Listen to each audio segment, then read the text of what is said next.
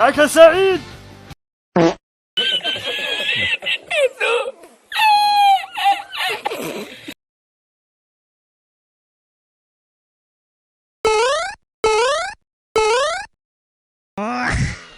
رسميا كيسالي الشطر الاول من البطوله بالنسبه للوداد الرياضي، وكيسالي معاه الشطر الاول من مسلسل الخذلان والتهريج من اللعابه اللي كانوا ابطال هذا المسلسل. بعد ما كان الجمهور الودادي يستفع الخير من الماتش الاخر من الشطر الاول، وسجل بشير بارك حضور جماهيري محترم من مؤازره النادي الاحمر والعزم كل العزم على حصد النقاط ثلاث.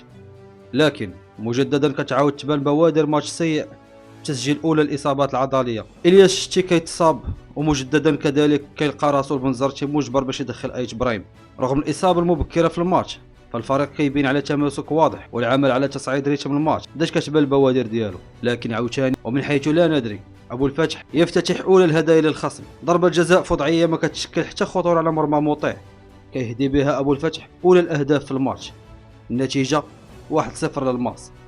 لكن مع ذلك الفريق الاحمر كيستدرك النتيجه في الشوط الاول، والمسبب الاول لضربه الجزاء هنا كيعدل النتيجه من ضربه راسيه كيعلن بها الوداد متعادل، وكيسالي الشوط الاول بنتيجه تعادل هدف لمثله. كيبدا الشوط الثاني والنوايا الهجوميه من البنزرتي كتبان من الدقائق الاولى من الشوط الثاني بتصعيد بيبو من المركز البيفو الى مركز الريجيستا، لكن كيفشل في كاع لي ترانزيسيون اوفونسيف باش يعطي الانترفال سواء لسامبو ولا الهوني اللي كانوا في وضع مثالي للتسديد. لكن ضعف الفيزيون ديال جبران كتخلي البناء الهجومي للوداد كينتهي بكونتر اتاك لصالح الماس. ولكن لحسن الحظ الفريق الاحمر كاين الدراوي وحركاس اللي كينجحوا في كسر الكونتر، ولكن ماشي كل مره كتسلم الجره. هذه المره من طاكل مجاني ابو الفتح كيتفنن فيه عرقله الفريق عبر اخذ بطاقه ثانيه مجانيه كتخلي الوداد في حاله نقص عددي، وكيتم طرد ابو الفتح، وكيتحول الفريق الاحمر من حاله تصعيد البلوك باش يخلق التفوق العددي الى حاله التحصين الدفاعي. والنتيجه اخراج سامبو ادخال فرحان، محاوله من البنزرتي بترميم الفراغ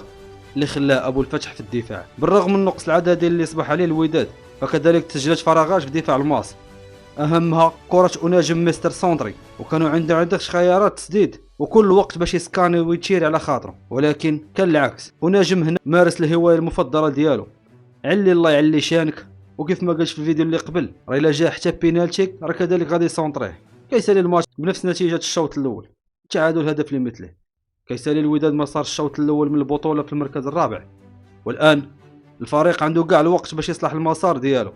والبدايه غتكون بتكوين لائحه للمغادرين ولائحه الانتدابات مطروحه حسب اختيارات البنزرتي اللي اتفق فيها مع البرناكي الرئيس الحالي باش تكون كامل صلاحيات التونسي لترميم الفريق من شوائب الناصيري.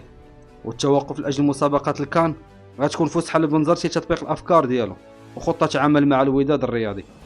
كان هذا تحليل الماتش الوداد الماس، ما تنساش دير لايك الفيديو وبارطاجي مع اصحابك. نشوفكم حق الماجيه.